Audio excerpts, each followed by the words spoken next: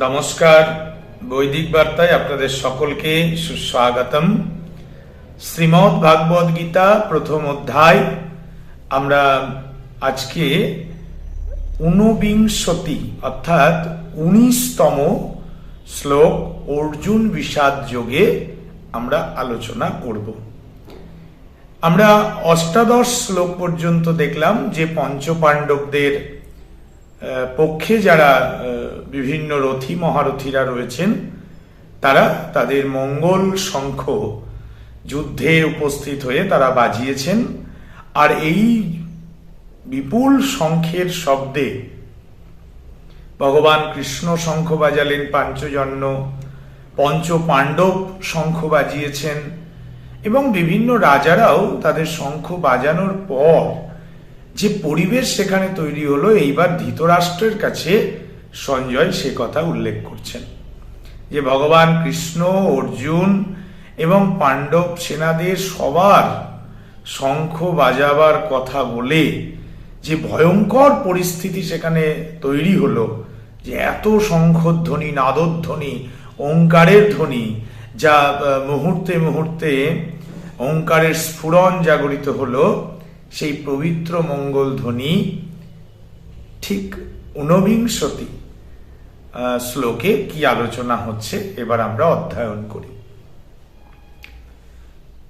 সঘোষধাতরাষ্ট্রাণং হৃদয়ানি বদারয়েত নাভশ্চ পৃথিবীং চৈব তুমোলো বন্দানুদয়ন।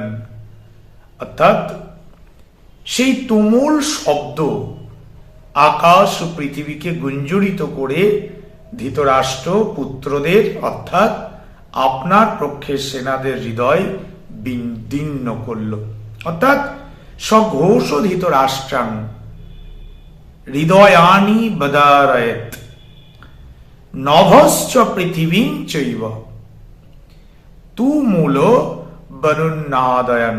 অর্থাৎ এত শঙ্খের ধ্বনি, পাণ্ডব সেনাদের সমস্ত বীর তারা শঙ্খ যখন একত্রে বাজালেন, তার সেই শব্দ এত বিশাল এবং এত গম্ভীর শব্দ, যা ভয়ানক ধ্বনি, আকাশ বাতাস পৃথিবী একবারে মুখরিত হয়ে উঠল। এইভাবে সব দিক থেকে সেই ভীষণ পরিব্যাপ্তময়, চতুর্দিক থেকে প্রতিধ্বনিত হওয়ার যে অরুণনন হতে শুরু করলো, গুঞ্জরিত হতে শুরু করলো, সেই ধ্বনি শুনে দুর্যোধন এবং তার পক্ষের যোদ্ধাদের হৃদয় মহাভয় তৈরি হলো। তারা মনে হলো তাদের হৃদয় যেন বিদীর্ণ হয়ে যাচ্ছে। তারা অত্যন্ত ভীত সন্ত্রস্ত হয়ে পড়লেন।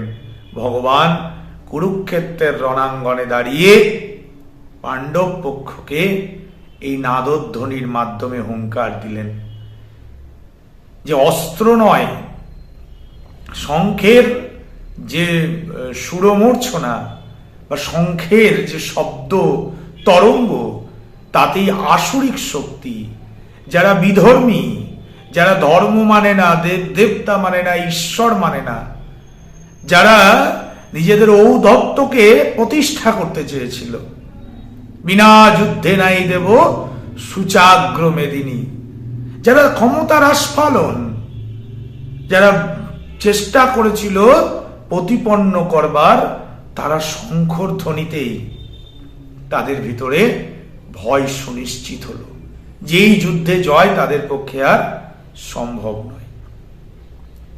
দেখুন, যারা এই সমাজে একটু ডিস্টার্ব মাইন্ডেড আছে না, যারা ভাবুন সমাজের ক্ষতি করছে, শিশু খাদ্যে ভেজাল দিচ্ছে, ওষুধের ভেজাল দিচ্ছে, কালোবাজারি চালাচ্ছে, এই মানুষগুলোর সাথে আপনি দেখবেন এরাও কোনো না কোনো সময় এই রকম যদি কোনো ইঙ্গিত আসে না, মানে ঈশ্বরীয় বা ঐশ্বরীয় কোনো শক্তির কোনো সংকেত যখন আসবে না, তারা ভীত সন্ত্রস্ত হয়ে পড়বে।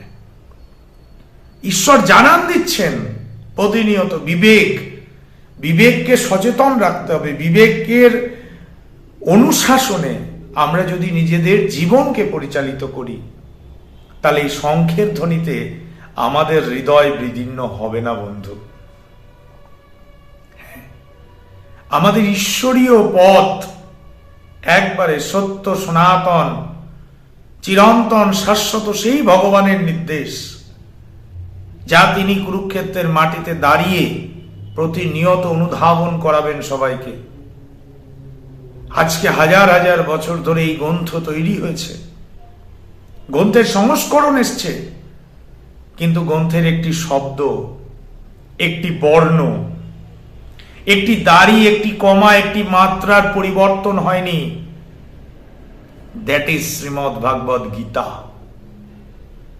এটা এমনি লাইব্রেরিতে পড়ে থাকা বই নয়। জীবনকে যদি ঐশ্বরীয় পথে, স্বামী বিবেকানন্দ বলছেন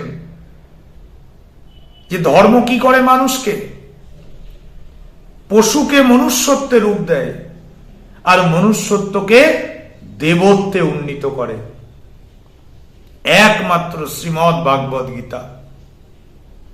আর সেই শঙ্খের মাঙ্গলিক ধ্বনির মূর্ছনায় দেখুন বিরোধীদের ইতিমধ্যে তারা তাদের দর্পচূর্ণ হচ্ছে, তারা ভয়ে ভীত সন্ত্রস্ত হয়ে পড়েছে। তাই প্রত্যেকে ঈশ্বরের নির্দেশ, বিবেক রূপ যে ভগবান আমাদের এই পরমাত্মার স্বরূপ, যার অংশ স্বরূপ আমাদের মধ্যে বিরাজমান, আমরা যেন তার নির্দেশ মেনে তার পথে চলতে পারি। তবেই এই সমাজের কল্যাণ, এই রাষ্ট্রের কল্যাণ, এই জাগতিক জগতের কল্যাণ। আমরা সেই ভগবানের নির্দেশিত পথকে জানবার চেষ্টায় আমাদের আগমন হয়েছে, আর এই জানার মধ্যে দিয়েই আমাদের গমন সুনিশ্চিত হবে।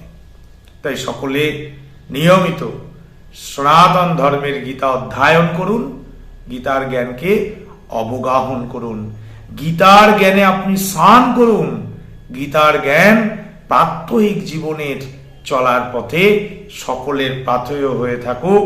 আসুন আমরা গীতার মন্ত্রে নিজেদেরকে উজ্জীবিত করে তুলি।